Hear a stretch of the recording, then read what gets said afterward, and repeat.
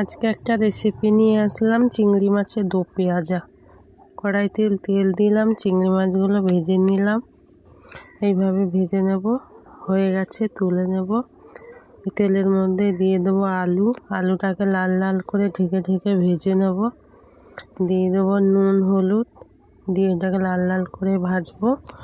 এইভাবে চিংড়ি মাছের দো পেঁয়াজা বানিয়ে খেয়ে দেখবেন, দারুণ লাগবে। একবার বানিয়ে খেয়ে দেখবেন, এটা একটু মাখো মাখো হবে।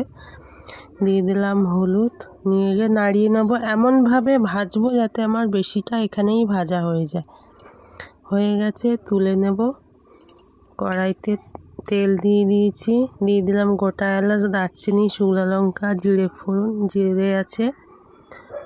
দিয়ে দিয়েছি পেঁয়াজটা দেখছো আমি বড় বড় করে ডুমো ডুমো করে কেটে নিয়েছি। পেঁয়াজ কিন্তু এভাবেই কাটা হবে, বড় বড় ডুমো ডুমো করে। দিয়ে দিলাম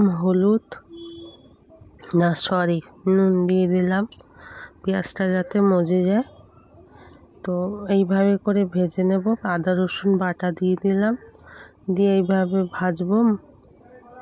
এরপরে এক এক করে সব মশলা দিয়ে দেবো, লঙ্কা গুঁড়ো, জিরে গুঁড়ো, ধনিয়া গুঁড়ো দিয়ে এইভাবে নাড়িয়ে নেব।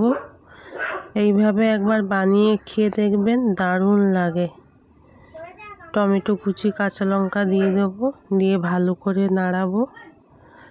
চিংড়ি মাছের দো পেঁয়াজা এইভাবে খেয়ে দেখবেন, দারুণ লাগবে।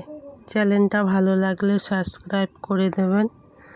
চিংড়ি মাছ আলু আমি একসাথে দিয়ে দিয়েছি, যেহেতু আমার আলুটা ভাজতে ভাজতে সিদ্ধ হয়ে গেছে, তাই আমি একসাথেই দিয়ে দিয়েছি। অল্প করে জল দিয়ে দিলাম, দিয়ে আবার ঢেকে দিলাম।